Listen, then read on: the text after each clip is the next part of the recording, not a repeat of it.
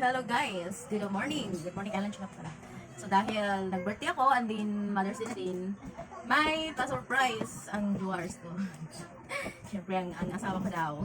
Ito ito yung Camon. Bagong latest na cellphone. Sabi niya. And then ito yung mga freebies niya. May power bank. And then, basta, i-unbox natin ito. Dati siyang 12K sa TikTok, hindi nag-sell.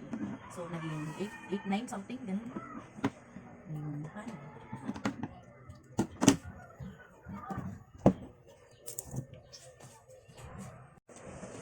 So, yan guys. Tignan natin kung legit. Yan. Excited. Wow! Legit nga siya. Oh, diba? In fairness, wow, guys! No!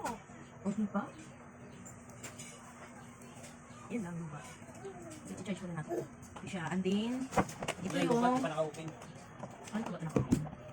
And then, ito yung charger niya. Yan. Charger. And yung previous niya is ito.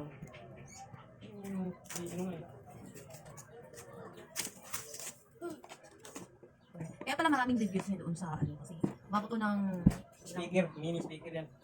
ilang thousand. Kaya, hindi talaga siya. Oh!